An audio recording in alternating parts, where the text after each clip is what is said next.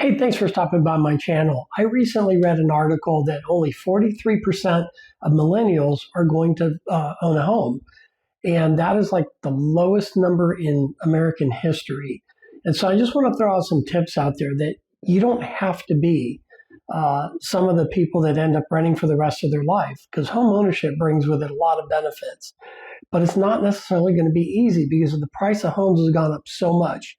So here's some tips for you. The first thing is you really need to create a budget. You can't just go in and say, hey, I want to buy a house and have no idea, where you're spending your money.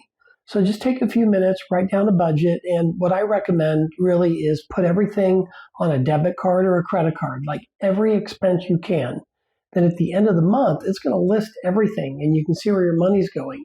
Maybe there's a few things you can cut out and that'll increase your cash flow so that you can afford the monthly payment on a mortgage.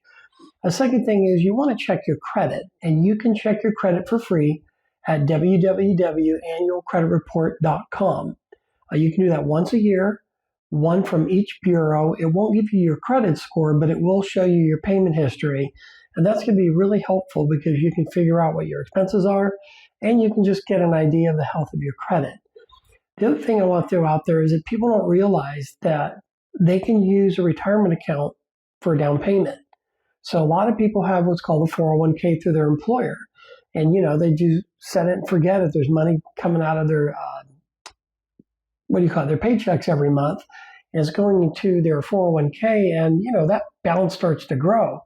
Well, most companies will allow up to 50% loan that you can take out and use that for a down payment.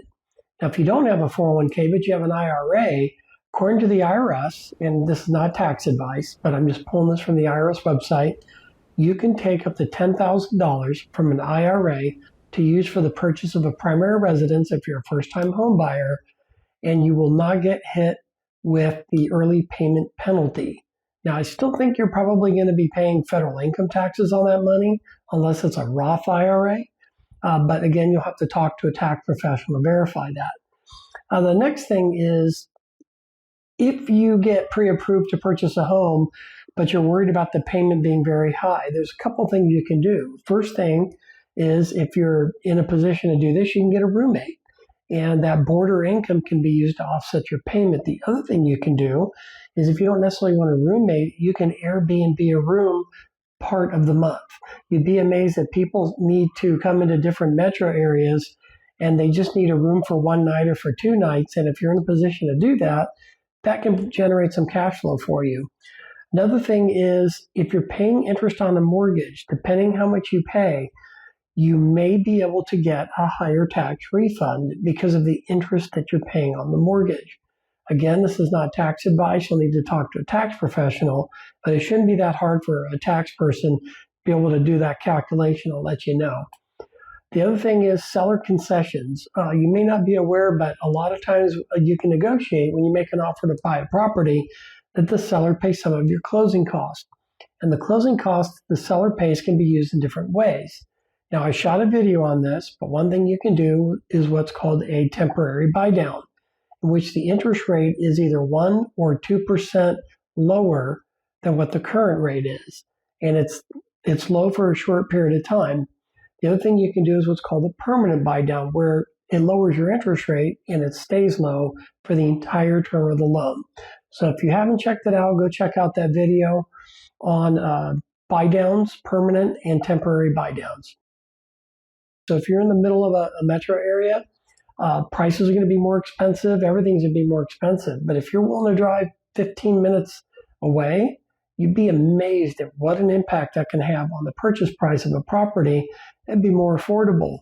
Now, the downside is you may have to commute. You may have to drive further to get to work or to get to amenities. But at least it'll get you into a home, and you can start the process of generating wealth and building equity. And then at a later date, a few years up the road, then you can sell that property, take the equity, and now you can move into a neighborhood that's a little bit closer to work and in the area maybe that you prefer. And just so you know, I did that. I bought a home in an area that I wasn't necessarily excited with, but it got me in. And from that point forward, I was able to upgrade